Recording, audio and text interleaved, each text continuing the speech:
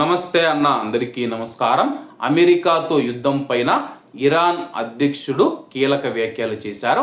వివరాల్లోకి వెళితే, ఈ ప్రాంతంలో యుద్ధం లేదా అస్థిరతను పెంచాలని ఇరాన్ కోరుకోవడం లేదని, అయితే తన భద్రత, జాతీయ ప్రయోజనాలు మరియు ప్రాదేశిక సమగ్రతను కాపాడుకోవడానికి అందుబాటులో ఉన్న అన్ని సామర్థ్యాలను ఉపయోగించుకుంటుందని చెప్పేసి ఇరాన్ అధ్యక్షుడు మసూద్ పెజిక్షియాన్ గారు తెలిపారు.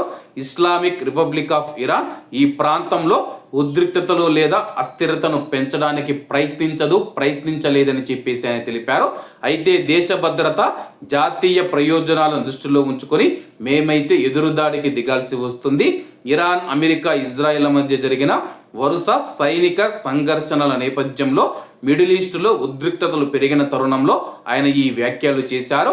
ఫిబ్రవరిలో ఇరాన్ పైన అమెరికా, ఇజ్రాయెల్ జరిపిన దాడుల తర్వాత ఈ ఉద్రిక్తతలు ప్రారంభమయ్యాయని చెప్పేసి, అనంతరం ఈ ప్రాంతంలోని పలు దేశాలను లక్ష్యం చేసుకొని ఇరాన్ ప్రతీకార దాడులు చేసింది. అంటే కువైట్ కావచ్చు, సౌదీ అరేబియా కావచ్చు, ఒమన్ కావచ్చు, యుఏఈ కావచ్చు, బెహ్రెన్ కావచ్చు, ఖతార్ దేశాల మీద ప్రతీకార దాడులు చేసింది.